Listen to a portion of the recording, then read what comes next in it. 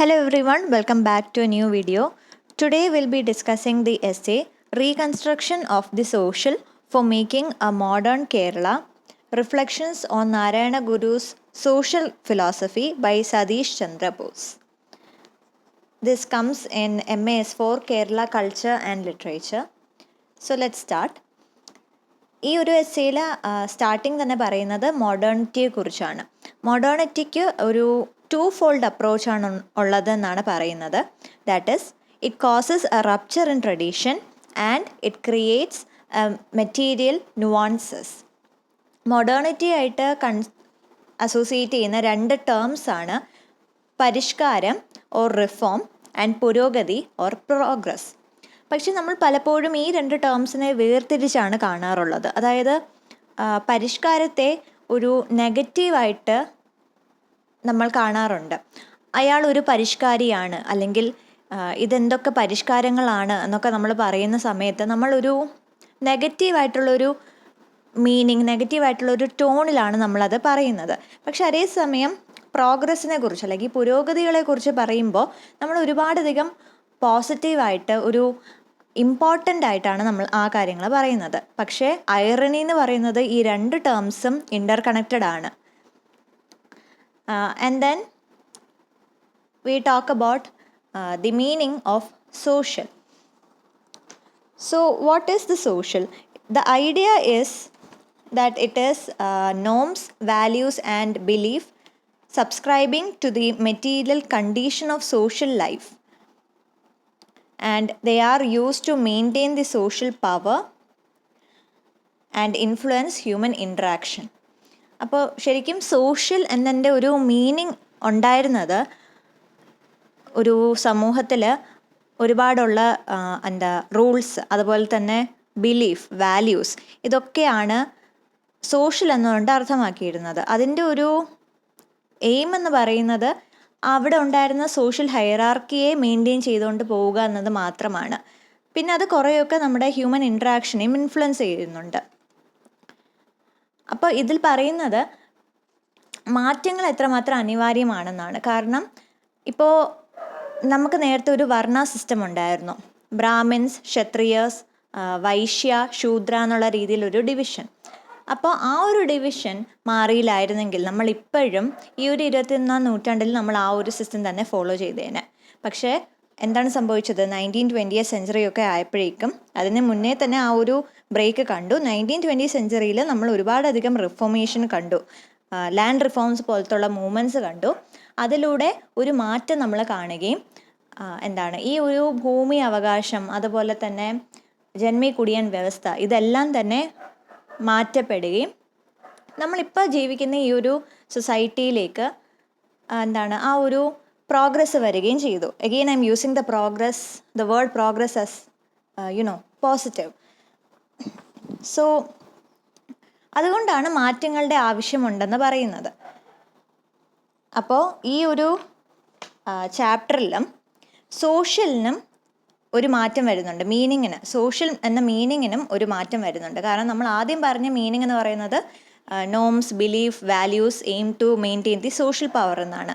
അപ്പോൾ ഇവിടെ എന്താണ് സോഷ്യലിനൊരു വേറൊരു മീനിങ് വരുന്നത്? Social is considered to be an index of the normative setting of the society comprised of knowledge, belief and attitude of individuals established through consensually shared norms and practices. In other words, the term social refers to those fundamental norms and values that govern the field of human interaction and conditions of exclusion or inclusion in a society at a given historical context. അപ്പോൾ ഈ ഒരു സോഷ്യലിനെ മാറ്റി നമ്മളൊന്ന് reconstruct ചെയ്യുകയാണ്. അതുപോലെ തന്നെ social സിസ്റ്റത്തിൽ വന്ന മാറ്റങ്ങളെക്കുറിച്ച് നമ്മൾ പറയുകയാണ്. അപ്പോൾ ഈ ഒരു മാറ്റങ്ങൾക്ക് ഒരുപാടധികം കോൺട്രിബ്യൂട്ട് ചെയ്ത ഒരു വ്യക്തിയാണ് ശ്രീനാരായണ ഗുരു. അദ്ദേഹം ഒരു മങ്കാണ്, ഫിലോസഫറാണ്, പ്രോഫിറ്റാണ്, സോഷ്യൽ റിഫോമറാണ്. ഈ ഒരു ചാപ്റ്ററിൽ അദ്ദേഹത്തിൻ്റെ കുറേ ഫിലോസഫീസാണ് നമ്മൾ ഡിസ്കസ് ചെയ്യുന്നത്. അതുപോലെ തന്നെ അദ്ദേഹം എന്താണ് ആഗ്രഹിച്ചിരുന്നത്, അദ്ദേഹത്തിൻ്റെ ചിന്തകൾ എന്തൊക്കെയാണ്, അതിനു വേണ്ടി അദ്ദേഹം എന്തൊക്കെ പ്രവൃത്തികളാണ് ചെയ്തത്, ഇതൊക്കെയാണ് നമ്മൾ ഈ ഒരു എസ്സേയിൽ ഡിസ്കസ് ചെയ്യുന്നത്. The next sub heading is historical context. ഇതിൽ പറയുന്നത് 19th സെഞ്ച്വറി ട്രാവൻകൂറിൽ ഒരു ബ്രാഹ്മണിക്കൽ സുപ്രീമസിയാണ് നമ്മൾ കണ്ടിരുന്നത്. കാരണം ആ സമയത്ത് ഈ സീക്രട്ട് ടെക്സ്റ്റുകളും ധർമ്മശാസ്ത്രങ്ങൾ പോലത്തുള്ള സ്ക്രിപ്റ്റേഴ്സിനാണ് ഇമ്പോർട്ടൻസ് കൊടുത്തിരുന്നത്. അത് വായിക്കാൻ അറിയാവുന്നത് ബ്രാഹ്മിൻസ് മാത്രമാണ്. അതുപോലെ തന്നെ അതിൻ്റെ ഒരു അറിവുണ്ടായിരുന്നതും ബ്രാഹ്മിൻസിനാണ്. അതുകൊണ്ട് തന്നെയാണ് അവർ ആ ഒരു സുപ്പീരിയോറിറ്റി സ്റ്റാറ്റസ് അവർക്കുണ്ടായിരുന്നത്. പിന്നെ ഏറ്റവും കൂടുതൽ അവിടെ മാർജിനലൈസ്ഡ് ആയി പോയതും ലോവർ കാസ്റ്റ് തന്നെയാണ്. ഒരു സോഷ്യൽ റിഫോം മൂവ്മെൻറ്റിൻ്റെ സമയത്ത് തന്നെയാണ് അവർക്ക് അവരുടെ അവകാശങ്ങൾക്ക് വേണ്ടി പോരാടാനുള്ളൊരു കരുത്തും സ്പേസും കിട്ടുന്നത്. പിന്നീട് കാസ്റ്റ് സിസ്റ്റത്തിനെ കുറിച്ചാണ് ഇവിടെ പറയുന്നത്. അതൊരു ഹൈറാർക്കിക്കലായിട്ടുള്ളൊരു സോഷ്യൽ ഓർഡറാണ്. അപ്പോൾ ഭൂമിയുടെ അവകാശം പോലും ഈ ഒരു കാസ്റ്റ് ബേസ്ഡ് ആയിട്ടുള്ളൊരു കാര്യമാണ്. അതായത് ഭൂമി കൈവയ്ക്കാനുള്ളൊരു അവകാശമുള്ളത് ബ്രാഹ്മിൻസിനാണ് അല്ലെങ്കിൽ നമ്പൂതിരീസിനാണ്. അത് മാനേജ് ചെയ്യാനുള്ള അവകാശം നായർമാർക്കായിരുന്നു. ജോലി അതിൽ പണിയെടുക്കാന്നുള്ളൊരു അവകാശം മാത്രമേ, അവകാശം എന്ന് പോലും പറയാൻ പറ്റില്ല, ഇത് മാത്രമേ ലോവർ കാസ്റ്റ് ആയിട്ടുള്ള പുലയർക്കും പരയർക്കും പറ്റിയിരുന്നുള്ളൂ. അതുകൊണ്ട് തന്നെ ഈ ഒരു കാസ്റ്റ് സിസ്റ്റത്തിൽ അടിമത്വം ഒരുപാടധികം പ്രാക്ടീസ് ചെയ്തിരുന്നു. ഈ ഒരു സോഷ്യൽ സിസ്റ്റത്തിൻ്റെ ഒരു ഫീച്ചേഴ്സ് നോക്കുകയാണെങ്കിൽ ആ സമയത്തുണ്ടായിരുന്ന എല്ലാ വിധത്തിലുള്ള നിയമങ്ങളും അതുപോലെ തന്നെ വിശ്വാസങ്ങളും ഈ ഒരു ഹൈറാർക്കി മെയിൻറ്റെയിൻ ചെയ്യാൻ വേണ്ടി മാത്രമായിരുന്നു. അതുപോലെ തന്നെ താഴ്ന്ന ജാതിയിൽ പെട്ടിട്ടുള്ള ആൾക്കാർക്ക് ഒരു രീതിയിലുള്ളൊരു അവകാശങ്ങളും ഉണ്ടായിരുന്നില്ല. In fact they were excluded from public spheres like temples and schools and everything. അപ്പോൾ അതിനുള്ള കാരണം എന്താണ്? പൊതുവായിട്ടുള്ളൊരു വിശ്വാസം എന്ന് പറയുന്നത് അവർ ഇനി മുമ്പത്തെ ജന്മത്തിൽ ചെയ്തിട്ടുള്ള എന്തെങ്കിലും കർമ്മഫലം കൊണ്ടാണ് അവർ ഈ ഒരു ജന്മത്തിൽ താഴ്ന്ന ജാതിയിൽ പിറന്നു പോയത് എന്നുള്ളൊരു വിശ്വാസമാണ്. കാരണം നമ്മളിപ്പോഴും പറയാറുണ്ട്, എന്തെങ്കിലും നമുക്കൊരു ആപത്ത് വരുന്ന സമയത്ത് നമ്മൾ പറയും നമ്മുടെ വിധിയാണിത് അല്ലെങ്കിൽ തലയിലെ എഴുത്താണിത് എന്നൊക്കെ നമ്മൾ പറയാറുണ്ട്. ഇതേ ഐഡിയ തന്നെയാണ്. നമ്മൾ പൂർവ്വജന്മത്തിൽ എന്തോ ഒരു തെറ്റ് ചെയ്തു, അതിൻ്റെ ഒരു കോൺസിക്വൻസ് ആയിട്ടാണ് നമ്മൾ ഈ ജന്മത്തിൽ ഒരുപാടധികം സങ്കടം അനുഭവിക്കുന്നത് എന്നുള്ളൊരു വിശ്വാസം. അത് അന്ന് ഒരുപാടധികം സ്ട്രോങ് ആയിരുന്നു. അതുകൊണ്ടാണ് ഈ ഒരു താഴ്ന്ന ജാതിയിൽ പെട്ടിരുന്ന ആൾക്കാരും അത്രയും അധികം ഒപ്രസ് ചെയ്തിരുന്നതും ഈ ഒരു വിശ്വാസത്തിൻ്റെ പേരിലായിരുന്നു. അപ്പോൾ ഈ ഒരു മോഡേൺ എറയിൽ വന്നിട്ട് പോലും ഈ ഒരു കാസ്റ്റ് സിസ്റ്റം ഇത്രമാത്രം പ്രിവലൻ്റ് ആയിട്ടിരിക്കാൻ കാരണമെന്ന് പറയുന്നത് ഒരുപാടധികം ഫാക്ടേഴ്സ് ഉണ്ട്. ഒന്നെന്ന് പറയുന്നത് ക്ലോസഡ്നെസ് ഓഫ് ദി സിസ്റ്റം. ഈ ഒരു കാസ്റ്റ് സിസ്റ്റം എന്ന് പറയുന്നത് അത്രമാത്രം വാട്ടർ ടൈറ്റ് ആണ്. അത്ര പെട്ടെന്ന് മാറ്റം കൊണ്ടുവരാൻ പറ്റുന്നൊരു സ്പിയർ അല്ല, അതൊരു ഫാക്ടറാണ്. രണ്ടാമത്തേത്, ഈ ഒരു മാറ്റങ്ങളെ ഒരുപാടധികം റെസിസ്റ്റ് ചെയ്യുന്ന ഒരു കൂട്ടരുണ്ട്. അത് പ്രോബബ്ലി ഡോമിനൻ്റ് ഗ്രൂപ്പ് തന്നെ ആയിരിക്കാം, വി ഡോണ്ട് നോ. ബട്ട് അങ്ങനത്തെ രീതിയിലുള്ള റെസിസ്റ്റൻസും ഒരുപാടധികം ഉണ്ട്. മൂന്നാമത്തെ ഫാക്ടർ എന്ന് പറയുന്നത് ഈ ഒരു ഹൈറാർക്കിയെ സപ്പോർട്ട് ചെയ്യുന്ന ഐഡിയോളജി ഉണ്ട്, അത് വിശ്വസിക്കുന്ന ഒരുപാടധികം ആൾക്കാരുണ്ട്. അപ്പോൾ ഈ ഒരു ഐഡിയോളജി നിലനിൽക്കുന്ന സമയത്തോളം ഒരു വലിയൊരു പുരോഗതി നമുക്ക് കിട്ടത്തില്ല. പിന്നെ താഴ്ന്ന ജാതിയിലാണെങ്കിലും ഇത് നമ്മുടെ തലവിധിയാണ്, വിധിയാണെന്നുള്ള രീതിയിൽ വിശ്വസിച്ചുകൊണ്ട് മാറ്റത്തിന് മാറ്റം അക്സെപ്റ്റ് ചെയ്യാത്ത കുറച്ച് പേരും ഉണ്ടാവും. അവരും ഒരു രീതിയിൽ റെസിസ്റ്റ് ചെയ്യുകയാണ് മാറ്റത്തെ. അപ്പോൾ അങ്ങനത്തെ കുറച്ച് ഫാക്ടേഴ്സ് കാരണമാണ് ഈ മോഡേൺ എറയിൽ പോലും കാസ്റ്റ് സിസ്റ്റം പ്രിവലൻ്റ് ആയിട്ട് നിൽക്കുന്നത്. പിന്നെ നമ്മൾ മോഡേണിറ്റിയെ കുറിച്ച് പറഞ്ഞ സമയത്ത്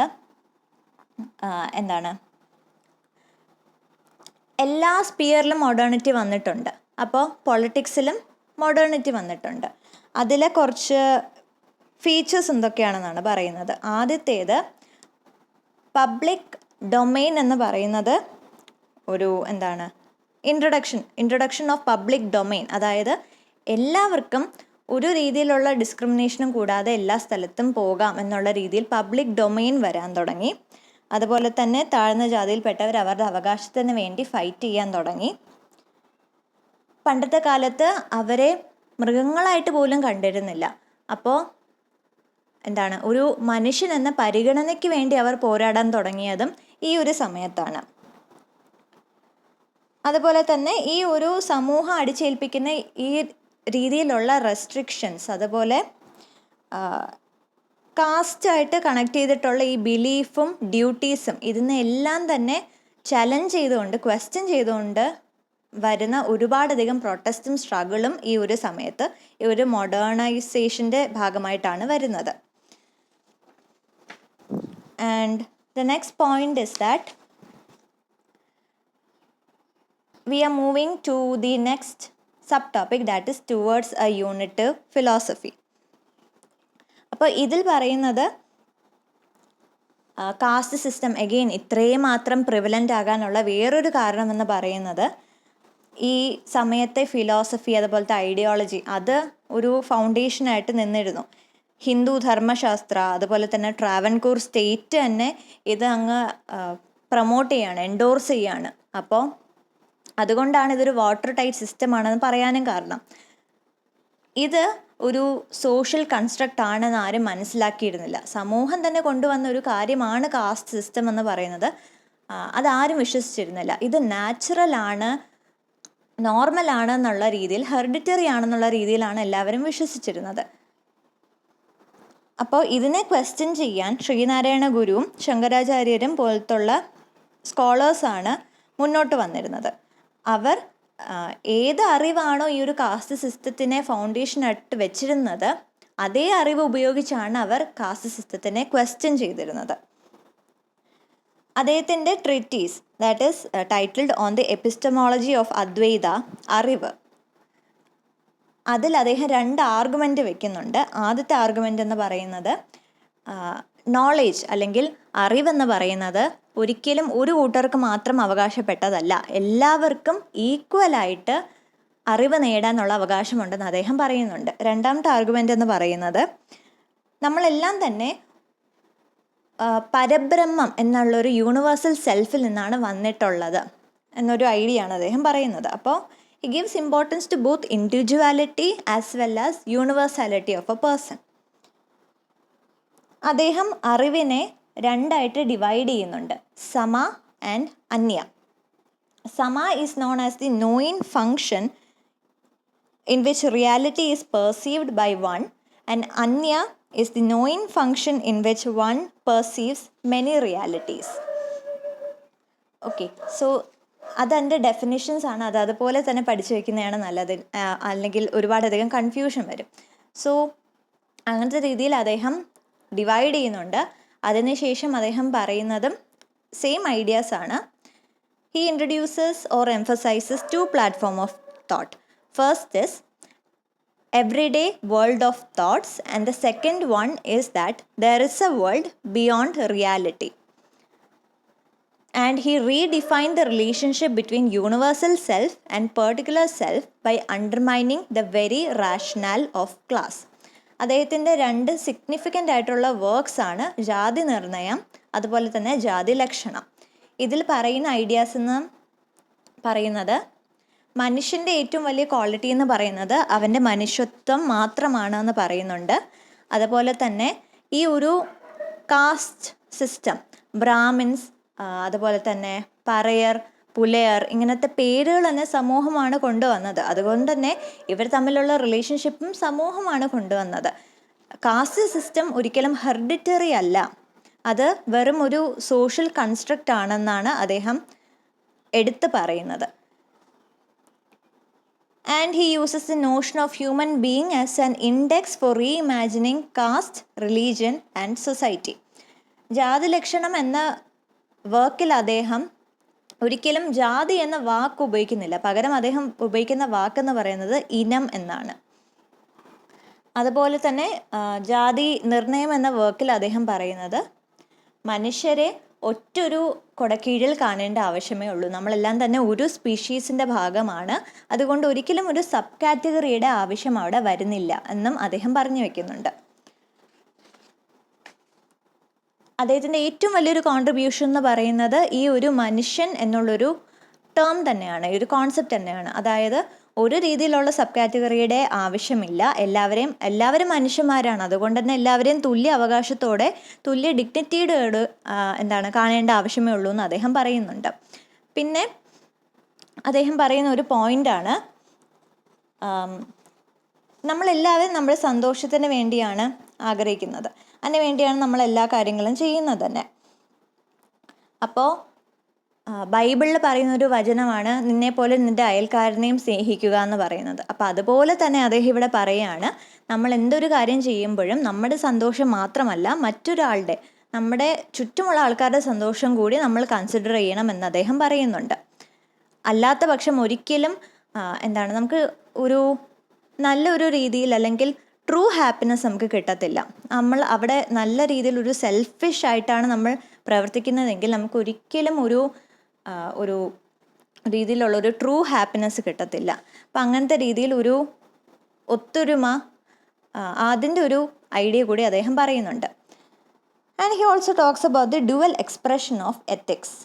He says that on one hand, it deals with the constitution of one's relation to the other in social life, governed by the economy of desire and of private interest, and on the other hand, it foregrounds one's ethical relation to the other, practically the same as one cares for oneself. പിന്നീട് അദ്ദേഹം പറയുന്ന ഒരു പോയിൻ്റാണ്, അപരൻ എന്നൊരു കാര്യം സമൂഹം തന്നെയാണ് കൊണ്ടുവന്നത്. അപരൻ അല്ലെങ്കിൽ അതർ എന്ന് പറയുന്ന ഒരു കോൺസെപ്റ്റ്, ഒരു ടേം, അതും കാസ്റ്റിസ് ആയിട്ട് തന്നെയാണ് അസോസിയേറ്റ് ചെയ്യുന്നത്. കാരണം കാസ്റ്റിസമാണ് ഈ ഒരു ഒബ്ജക്റ്റിഫിക്കേഷൻ കൊണ്ടുവന്നിട്ടുള്ളത്. അപരൻ എന്ന രീതിയിൽ നമ്മൾ മറ്റൊരാളെ വേർതിരിച്ച് കാണുന്നത് ഈ ഒരു ജാതി സിസ്റ്റം കാരണമാണ്. അപ്പോൾ അദ്ദേഹം പറയുന്നു അതിൻ്റെ ആവശ്യമില്ല, ഒരു സമത്വം അതുപോലെ തന്നെ ഇക്വാളിറ്റിയാണ് അദ്ദേഹം പ്രൊപ്പഗേറ്റ് ചെയ്യാൻ ആഗ്രഹിക്കുന്നത്. Next we come to the next sub heading, that is reconstructing the social. ഇതിൽ അദ്ദേഹത്തിൻ്റെ ഒരു 3 ഐഡിയാസ് അദ്ദേഹം പറയുന്നുണ്ട്. ഒന്ന്, again it is a repetition of point. Okay, നമ്മൾ ഇതുവരെ പറഞ്ഞ കാര്യങ്ങൾ തന്നെയാണ് വീണ്ടും റിപ്പീറ്റ് ചെയ്ത് പറയുന്നത്. അപ്പോൾ ആദ്യത്തേത് പറയുന്നത് അറിവിനെ കുറിച്ചാണ്. അതായത് ഒരു സ്ക്രിപ്റ്റേഴ്സിലും കാസ്റ്റ് സിസ്റ്റത്തിനെ കുറിച്ച് പറയുന്നില്ല. ഇങ്ങനത്തെ രീതിയിൽ ജാതി വേർതിരിക്കണമെന്നും അല്ലെങ്കിൽ ഒരാളെ അയാളുടെ ജാതിയുടെ പേരിൽ ഡിസ്ക്രിമിനേറ്റ് ചെയ്യണമെന്നും ഒരു ശാസ്ത്രത്തിലും ഒരു സ്ക്രിപ്ചറിലും പറയുന്നില്ല. ഇത്രയും അധികം ശാസ്ത്രം നന്നായിട്ട് തന്നെ അറിയാവുന്ന ഒരാളാണെങ്കിൽ ഒരിക്കലും ആ ഒരാൾ കാസ്റ്റ് സിസ്റ്റം സപ്പോർട്ട് ചെയ്യത്തില്ല എന്നും പറയുന്നുണ്ട്. രണ്ടാമത്തെ കാര്യം, നേരത്തെ പറഞ്ഞതുപോലെ തന്നെ ഒരിക്കലും ഒരാളെ അയാളുടെ ജന്മം കൊണ്ടോ കർമ്മം കൊണ്ടോ ഒരു ജാതിയിലേക്ക് ഇങ്ങനെ വേർതിരിക്കുന്നത് ശരിയല്ല എന്ന് പറയുന്നുണ്ട്.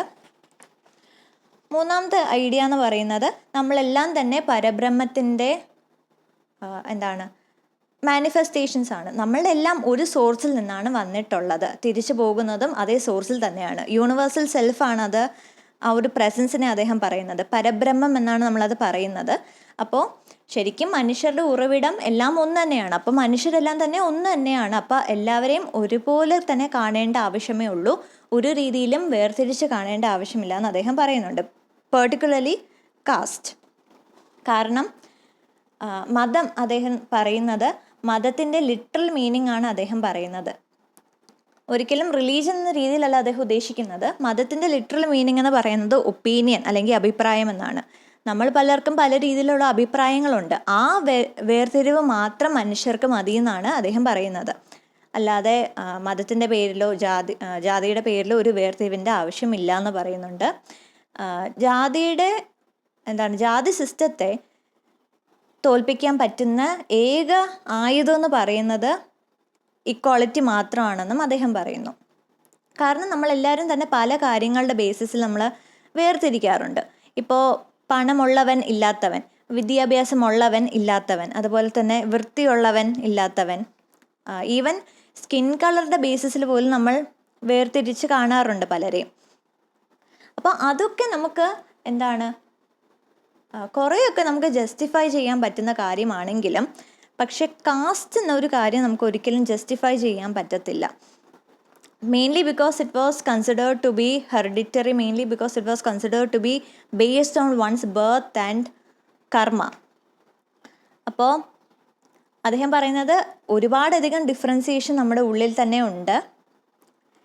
നമുക്ക് ഏതെങ്കിലും ഒന്ന് ശക്തമായി എതിർക്കാൻ പറ്റുമെങ്കിൽ അത് കാസ്റ്റ് തന്നെയാണ്, കാസ്റ്റിൽ നിന്നാണ് തുടങ്ങേണ്ടതെന്നാണ് അദ്ദേഹം പറയുന്നത്. അപ്പോൾ ഒരാൾക്ക് ഏറ്റവും കൂടുതൽ ആവശ്യമുള്ളത് ധനവും വിദ്യാഭ്യാസമാണ്. ഇതിൽ അദ്ദേഹം ഏറ്റവും കൂടുതൽ ഇമ്പോർട്ടൻസ് കൊടുക്കുന്നത് വിദ്യാഭ്യാസത്തിനാണ്. അപ്പോൾ ഇത് ബ്രിട്ടീഷ് കോളനൈസേഷൻ്റെ ഒരു സമയമായിരുന്നു. അപ്പോൾ സംസ്കൃതത്തിലുള്ള ഒരു വിദ്യാഭ്യാസം ഒരുപാടധികം കുറഞ്ഞു. അതുപോലെ തന്നെ ഇംഗ്ലീഷിലുള്ള വിദ്യാഭ്യാസം കൂടുകയും ചെയ്തു. അപ്പോൾ അദ്ദേഹം അത് മനസ്സിലാക്കി അദ്ദേഹം അത് സപ്പോർട്ട് ചെയ്യുകയും ചെയ്തു. കാരണം അദ്ദേഹത്തിന് അറിയാമായിരുന്നു ഈ ഒരു താഴ്ന്ന ജാതിയിൽ എന്ന് സമൂഹം കൽപ്പിക്കുന്ന ആൾക്കാർ അവർക്ക് വിദ്യാഭ്യാസം കിട്ടിയാൽ മാത്രമേ അവരുടെ ഒരു അവകാശങ്ങൾക്ക് വേണ്ടി പോരാടത്തുള്ളൂ. അതുപോലെ തന്നെ ഇംഗ്ലീഷ് എഡ്യൂക്കേഷനാണ് ആ സമയത്ത് പോപ്പുലറായി നിന്നത്. അപ്പം ആ ഒരു വിദ്യാഭ്യാസം കൂടി കിട്ടിയാൽ മാത്രമേ അവർക്ക് ഇൻഡിപെൻഡൻ്റ് ആയിട്ട് നിൽക്കാൻ പറ്റത്തുള്ളൂ. അപ്പോൾ അദ്ദേഹം വിദ്യാഭ്യാസത്തിന് ഒരുപാടധികം ഇമ്പോർട്ടൻസ് കൊടുത്തു. മാത്രമല്ല സ്ത്രീകളുടെ ആ ഒരു പാർട്ടിസിപ്പേഷനും അദ്ദേഹം ഇമ്പോർട്ടൻസ് കൊടുത്തു. കൊമേഴ്സും അദ്ദേഹം പ്രൊമോട്ട് ചെയ്തു. So he was aiming for a community uplift and monetary benefit. അദ്ദേഹത്തിൻ്റെ ഏറ്റവും വലിയൊരു ആഗ്രഹം എന്ന് പറയുന്നത് ഒരു സ്പേസ് ക്രിയേറ്റ് ചെയ്യുക എന്നാണ്. എല്ലാവർക്കും ഒരു രീതിയിലുള്ള ഒരു വേർതിരിവോ വിവേചനമോ കൂടാതെ ഇൻട്രാക്ട് ചെയ്യാൻ പറ്റുന്ന ഒരു സോഷ്യൽ സ്പേസ് ഉണ്ടാക്കാനാണ് അദ്ദേഹം എപ്പോഴും ശ്രമിച്ചിരുന്നത്. അദ്ദേഹത്തിൻ്റെ ഈ ഒരു ടീച്ചിങ്സിനെ ബേസ് ചെയ്തുകൊണ്ട് വന്ന ഓർഗനൈസേഷനാണ് SNDP എന്നാണ് പറയുന്നത്. അപ്പോൾ ഇതെല്ലാം തന്നെ അദ്ദേഹത്തിൻ്റെ ടീച്ചിങ്സ് ആണ്. അപ്പോൾ ഇതിനു വേണ്ടി അദ്ദേഹം പ്രവർത്തിക്കുകയും ചെയ്തിട്ടുണ്ട്. അതിൻ്റെ ഒരു എക്സാമ്പിളാണ് 1888 അരുവിപ്പുറത്ത് പണി കഴിപ്പിച്ച ശിവക്ഷേത്രം. അപ്പം അവിടെ അദ്ദേഹം തന്നെയാണ് പൂജ ചെയ്തത്. ബ്രാഹ്മിൻസിനെ അല്ല, അദ്ദേഹം തന്നെയാണ് പൂജ ചെയ്തത്. അപ്പം അങ്ങനെ തന്നെ ബ്രാഹ്മിൻസിൻ്റെ ആ ഒരു പൂജ ചെയ്യാനുള്ളൊരു അവകാശം എന്നത് ബ്രാഹ്മിൻസിന് മാത്രമേ ഉള്ളൂ എന്നുള്ളൊരു ഐഡിയയും അദ്ദേഹം അവിടെ ഡീകൺസ്ട്രക്ട് ചെയ്യുന്നുണ്ട്. മാത്രമല്ല അദ്ദേഹം പറഞ്ഞത് ഇങ്ങനത്തെ ക്ഷേത്രം പണി കഴിപ്പിക്കുന്നതിലൂടെ ഇതിൻ്റെ ഒരു പ്രത്യേകത എന്ന് പറയുന്നത് ഇതൊരു പബ്ലിക് ഡൊമെയിനാണ്. ആർക്ക് വേണമെങ്കിലും ഇവിടെ വന്ന് പ്രാർത്ഥിക്കാം. ഒരു രീതിയിലുള്ളൊരു മതത്തിൻ്റെയോ ജാതിയുടെയോ വിവേചനം ഇവിടെ കാണത്തില്ല എന്നാണ് അദ്ദേഹം പറഞ്ഞത്. അങ്ങനത്തെ രീതിയിൽ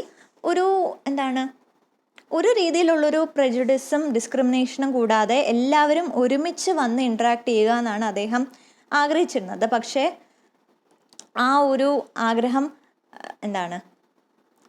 അത് ഫെയിലായി. കാരണം ഞാൻ പറഞ്ഞു കാസ്റ്റ് സിസ്റ്റം എത്രമാത്രം വാട്ടർ ടൈറ്റ് ആണെന്ന്. പെട്ടെന്നൊരു മാറ്റം കൊണ്ടുവരാൻ ഒരിക്കലും പറ്റത്തില്ല. അപ്പോൾ അദ്ദേഹം കണ്ട സ്വപ്നം അധികം റിയാലിറ്റി ആയില്ല എന്ന് മനസ്സിലാക്കിയപ്പോൾ അദ്ദേഹം കൂടുതൽ ക്ഷേത്രം പണി കഴിപ്പിക്കുന്നത് നിർത്തി പകരം സ്കൂളുകൾ പണിയാൻ തുടങ്ങി. കാരണം സ്കൂൾ പണിയുകയാണെങ്കിൽ അടുത്ത തലമുറയിലെ കുട്ടികൾക്കെങ്കിലും ഈ ഒരു ജാതി എന്നുള്ളൊരു മെൻറ്റാലിറ്റി കാണത്തില്ല എന്ന് അദ്ദേഹം വിശ്വസിച്ചു. അല്ലെങ്കിൽ ഈ ഒരു കാസ്റ്റ് സിസ്റ്റം മാറ്റാനുള്ളൊരു ശക്തി അവർക്കെങ്കിലും ഉണ്ടാകുമെന്ന് അദ്ദേഹം ആഗ്രഹിച്ചു.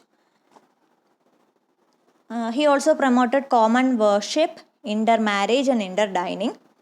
അദ്ദേഹത്തിൻ്റെ ഒരു പ്രത്യേകത എന്ന് പറയുന്നത് അദ്ദേഹം ഒരിക്കലും ഒറ്റൊരു കാസ്റ്റിനെ പ്രൊമോട്ട് ചെയ്തിട്ടില്ല, ഒരു കമ്മ്യൂണിറ്റി അദ്ദേഹം പ്രൊമോട്ട് ചെയ്തിട്ടില്ല. എല്ലാവരെയും മനുഷ്യരായിട്ടാണ് അദ്ദേഹം കണ്ടിരുന്നത്. ഒരു ഹ്യൂമൻ കളക്റ്റീവാണ് അദ്ദേഹം എപ്പോഴും തന്നെ ആഗ്രഹിച്ചിരുന്നത്. So that is the end. So we will be reading the conclusion as well. നമ്മൾ ഇതിനു മുമ്പ് പറഞ്ഞ അതേ ഐഡിയാസ് തന്നെയാണ്. ഇതിൻ്റെ റെപ്പറ്റീഷൻ ഒരു സമ്മറി ആയിട്ടാണ് ഈ ഒരു കൺക്ലൂഷൻ വരുന്നത്. Okay, so I'll read that. In the pre-modern Kerala society, human interactions were enjoined and ordained through established customs and usages backed by the Shastras and sacred texts, either codified or written by the Acharyas in the past. The caste system, which endorsed practices like slavery and untouchability, remained legitimate by the authority of those texts. Narayana Guru reinvented the Advaita philosophy as a means to invalidate the sacred and normative foundation of those practices. By accentuating the unity and universality of essence and existence, he reimagined the concept of human and foregrounded the notion of humanity and human being as the basic principles for inaugurating essential equality of humans. Adjunct to that, he gave logical and philosophical explanation of samatvam or equality and expounded a philosophy of ethics based on non-instrumental and non-dualistic assumption. The invention and articulation of the categories of Manushan and Samatvam, the basic norms binding the humankind, along with the construction of commonly accessible domains, indicate the creation of a social milieu which opens up new possibility of human interaction. അപ്പോൾ നമ്മൾ പറഞ്ഞ അതേ ideas തന്നെയാണ്. എങ്ങനെയാണ് social system ഉണ്ടായിരുന്നത്, അതിനെ foundation കൊടുത്തിരുന്നത് ഈ സ്ക്രിപ്റ്റേഴ്സ് ആയിരുന്നെന്നും അതുവഴി സ്ലേവറിയും അൺടച്ചബിലിറ്റി എല്ലാം പ്രാക്ടീസ് ചെയ്തിരുന്നു എന്നും എങ്ങനെയാണ് ശ്രീനാരായണ ഗുരു അദ്ദേഹത്തിൻ്റെ ഫിലോസഫി ഉപയോഗിച്ച് ഇതിനെ ക്വസ്റ്റ്യൻ ചെയ്തിരുന്നെന്നും അദ്ദേഹത്തിൻ്റെ മെയിൻ ഐഡിയാസ് എന്ന് പറയുന്നത് മനുഷ്യത്വവും മനുഷ്യനും ആയിരുന്നു. അതുപോലെ തന്നെ സമത്വമാണ് അദ്ദേഹം ഇമ്പോർട്ടൻസ് കൊടുത്തിരുന്നത്. ആ കാര്യങ്ങളാണ് പറയുന്നത്. Next stanza. Guru's conception of change was double-ended.